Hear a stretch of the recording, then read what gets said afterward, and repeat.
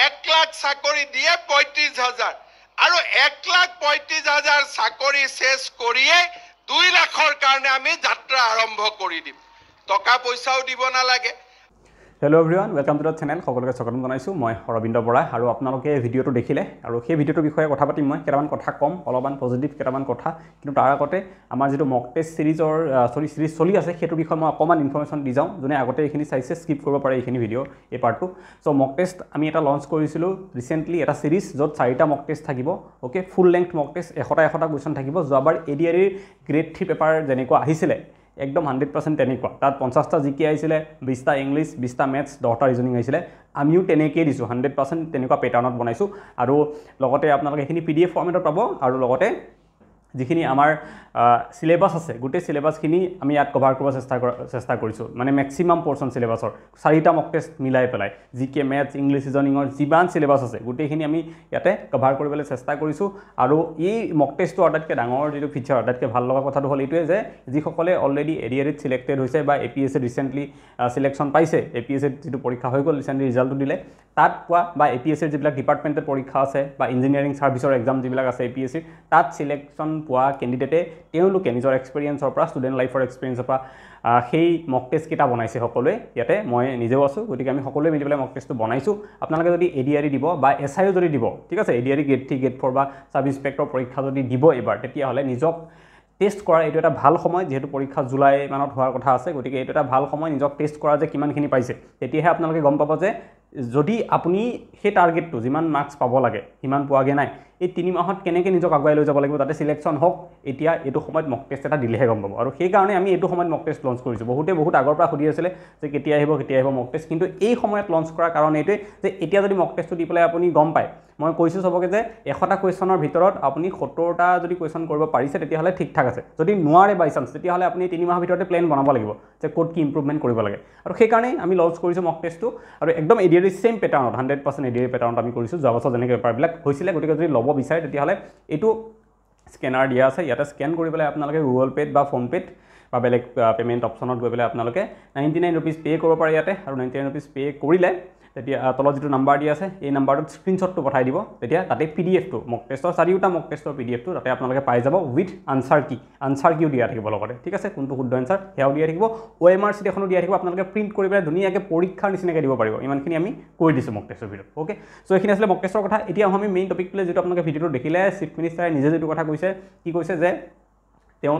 এতিয়া 1 লাখ চাকৰিটো আমাৰ অলৰেডি হৈ গৈছে আৰু 35,000 চাকৰি উলিয়াই দিলে আমাৰ হয়নে আহিছে আমাৰ পুলিচৰ হক বা আমাৰ গ্ৰেড 3 গ্ৰেড 4 টেট এপিএসসি এক্সামবোৰ ওলাই আছে সব মিলাই পেলাই এতিয়া 35,000 ভ্যাকেন্সি এডভাৰটাইজমেন্ট চলি আছে হৈ আছে হেখিনিও আমাৰ ইলেকশনৰ পিছতে পৰীক্ষা পাতিব এডিআৰই পৰীক্ষা পাতিব হৈ যাব ঠিক আছে কিন্তু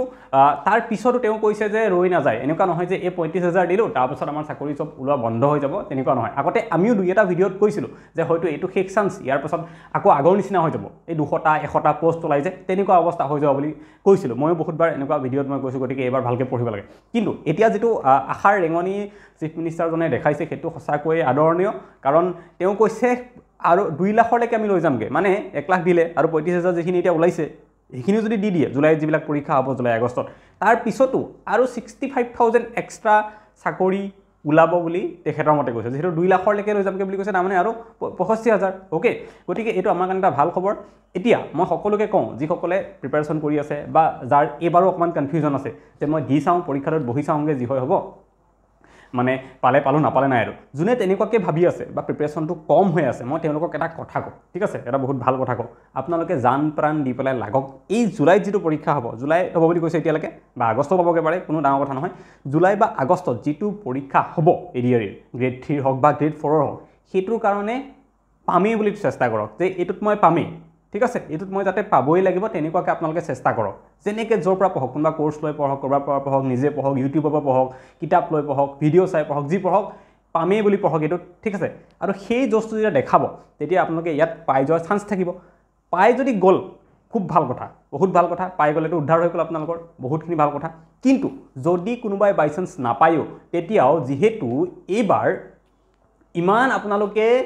দেহেকেহে লাগিব ইমান নলেজ যে গোটাব এই 3-4 মাহৰ ভিতৰত কাৰণ মই কি কৈছো যে পাবই লাগিব বুলি কৰক প্ৰিপাৰেচন এবাৰ যেতিয়া এই বছৰ পাবই লাগিব বুলি প্ৰিপাৰেচন কৰিব তেতিয়া যদি নাপায়ও আপুনি গৈ পেলাই কি হ'ব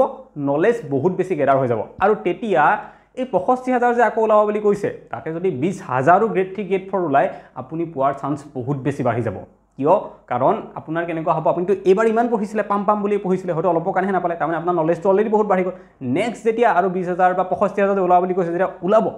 আপুনি তেতিয়া তাত ৰিভিজন কৰিলে হ'ব অকল বা আপোনাৰ নলেজৰ লেভেলটো আৰু বেছি বঢ়াব পাৰিব এক্সট্ৰা কিছুমান নলেজ আপুনি ল'ব পাৰিব ঠিক আছে গতিকে মোৰ আইডিয়া এতিয়া সেইটো এই নিউজটো শুনাৰ পিছত মই যদি কোনোবা ষ্টুডেণ্টক কিবা এডভাইচ দিব বিচাৰোঁ নহ'লে লাগিব যে এইটো এটা সৰু নিউজ এনেকৈতো কৈয়ে থাকে চিফ মিনিষ্টাৰে বা এনেকুৱা ওলাই থাকে আমি গম পালোঁ কি ডাঙৰ কথা কিন্তু মোৰ আইডিয়াটো বেলেগ ঠিক আছে মই এজ এ ষ্টুডেণ্ট মই হ'ব সদায় মই প্লেনিং বনাওঁ মই কৈছোঁ মোৰ চেনেলত পঢ়াৰ বস্তুবিলাক কম থাকে বেলেগতকৈ কিন্তু ষ্ট্ৰেটেজি প্লেনিং এইবোৰ বেছি থাকে তো আমি সদায় দূৰদৰ্শী হ'ব লাগে তো মই সেই দূৰদৰ্শী হৈ পেলাই আপোনালোকক দেখাই দিছোঁ বহুতে হয়তো ভাবাই নাই এইবিলাক কথা হয়নে যেনেকৈ মানুহে ফিউচাৰ প্লেনিং কৰে ইকনমিক প্লেনিং কৰে যে ইমান চনত গৈ পেলাই আজিৰ পৰা 10 বছৰ পিছত ইনফ্লেশ্যন ৰেট বাঢ়িব গতিকে মই এতিয়াই মাটি এটুকুৰা কিনি থওঁ ইয়াতে বা মই LICত ইনভেষ্ট কৰোঁ এই যে দূৰদৰ্শিতাটো মানুহৰ থাকে মই তেনেকৈয়ে পঢ়াৰ ক্ষেত্ৰতো কৰিব বিচাৰিছোঁ যে এইবাৰে যদি ভালকৈ পঢ়ে যদি এইবাৰ নহয়ও বাই চান্স মই আশা কৰিম হৈ যাব সকলোৰে এবাৰ যদি নহয়ও তেতিয়াহ'লে নেক্সট টাৰ্মটোৰ কাৰণে আপোনাৰ কাৰণে বহুত ইজি হ'ব ইয়াৰ এটা ধুনীয়া উদাহৰণ মই দিওঁ শুনক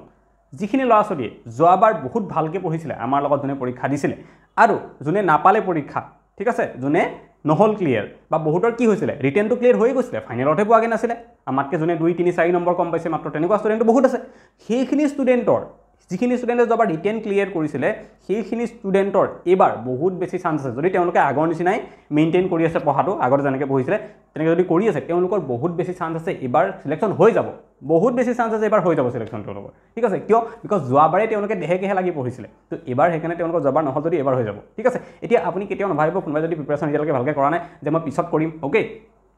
এবাৰটো মোৰ টাইমে নাই 3 মাহ আছে এনেও নহ'ব আকৌ যেতিয়া ওলাব বুলি কৈছে চাকৰি নেক্সট বাৰ ওলাব মই তেতিয়া কৰিম এনেকুৱা নকৰিব আৰু কোনোবাই যদি এইবাৰ ভাবিছেও যে এইবাৰ কিবাকৈ দিম আৰু অহাবাৰ আকৌ ওলাব নহয় বুলি কৈছে 2 লাখ যেতিয়া ওলাব মানে 65,000 এক্সট্ৰা তেতিয়া ভালকৈ মই পঢ়িম তেনেকুৱা নকৰিব ঠিক আছে গতিকে এতিয়া যদি কোনোবা কনফিউজনত আছিলে যে এইটো বৰ্ষৰ কাৰণে মই ভালকৈ পঢ়া নাই পুৰা দেহে লাগি পেলাই পঢ়ক একদম ভাল কথা যদি পাই যায় কিজানি এইবাৰেই তো পাই গ'লেতো ভাল কথা যদি নাপায় তেতিয়াহ'লে নেক্সট যিখিনি ওলাব তাৰ কাৰণে আপুনি একদম ৰেডি হৈ থাকিব জাষ্ট ৰিভিজন কৰিলেই হ'ব আৰু এক্সট্ৰা যিমান পাৰে নলেজ গেডাৰ কৰিব যাতে চবতছে টপত লিষ্টত নামটো থাকে নিজৰ তো মোৰ আইডিয়া এইখিনি এই নিউজটো শুনাৰ পিছত তেখেতে এইখিনি কথা কোৱাৰ পিছত চিফ মিনিষ্টাৰে মোৰ আইডিয়া সেইটো মই এজ এ ষ্টুডেণ্ট কি কৰিম মই হ'লে এনেকৈ কৰিলোহেঁতেন প্লেনিংটো ঠিক আছে তো মই মোৰ কথাখিনি আপোনালোকৰ আগত শ্বেয়াৰ কৰিলোঁ আৰু যদি এইবাৰ যিহেতু পৰীক্ষাটো ভালকৈ মই দিবলৈ কৈছোঁ আপোনালোকক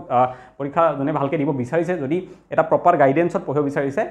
কোৰ্ছ লৈ পেলাই তেতিয়াহ'লে ষ্টাডি ইনচাইটৰ যিটো কোৰ্ছ আছে ফুল কোৰ্ছ জানুৱাৰী মাহৰ শেষৰ ফালে আৰম্ভ হৈছিলে ফুল কোৰ্ছ এটা এইটো 2024 চনত আৰম্ভ হৈছে এবাৰ তো সেই কোৰ্ছটো চলি আছে এতিয়া আপোনালোকে কোনোবাই যদি বিচাৰে সেই কোৰ্ছটোত এনৰল হৈ পেলাই পঢ়িব পাৰে আৰু সেইটোত পঢ়ি পেলাই তাত যিমানখিনি বস্তু পঢ়োৱা হ'ব সেইখিনি যদি আপোনালোকে অনেষ্টলি নিজক মিছা নোকোৱাকৈ নিজক ফাঁকি নিদিয়াকৈ যিমানখিনি পঢ়ায় A to Z যদি পঢ়ে আপোনালোকে তেতিয়াহ'লে এইবাৰ এডিআৰইটোৱে ক্লিয়াৰ হৈ যাব বুলি মই গেৰাণ্টি দিব পাৰোঁ যদি A to Z যি পঢ়ায় তেনেকৈ যদি আপোনালোকে পঢ়ে তাতে কি পঢ়াব গোটেই এডিআৰইত যিমান যি আহে চব পঢ়াব যেনেকৈ জিকে মেথছ ইংলিছ ৰিজনিং গোটেইকেইটা ছাবজেক্ট পঢ়াব জিকেৰ ভিতৰত যিমান টপিক আছে একদম স্পৰ্টছ কাৰেণ্ট এফেয়াৰ ছায়েন্সৰ পৰা আৰম্ভ কৰি কম্পিউটাৰলৈকে বাকীটো মেইনখিনিতো পঢ়াবই যেনেকৈ মেইনখিনি কি history polity economy geography static জিকে সেইবিলাকতো গোটেইখিনি পঢ়াবই তাৰ উপৰিও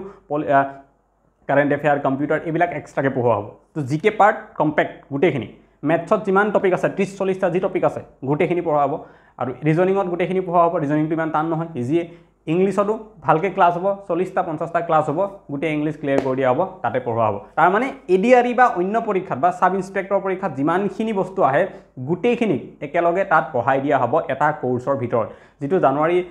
পৰা ষ্টাৰ্ট হৈছে আৰু জুলাইৰ ভিতৰত ধুনীয়াকৈ শেষ হৈ যাব আপোনালোকে সেইটো ফ'ল' কৰি যদি পঢ়ে মই ক্লাছবিলাক চাই পেলাই কৈছোঁ যিমানখিনি ইনফৰ্মেশ্যন ফেক্টছ ডাটা টিচাৰবিলাকে দি থৈ যায় ক্লাছত সেই পিপিটিকেইটা পিডিএফবোৰ যদি আপোনালোকে পঢ়ে পিডিএফবিলাকো দি দিয়া হ'ব নোটছ বনাবও দৰকাৰ নাই ঠিক আছে সেই পিডিএফবোৰ যদি চাই পেলাই পঢ়ে এবাৰ ক্লাছ কৰাৰ পিছত ৰিভিজন কৰি থাকে 2-3 বাৰ ৰিভিজন কৰি দিয়ে এনাফ তাতকৈ আৰু একোৱেই বেলেগ নালাগে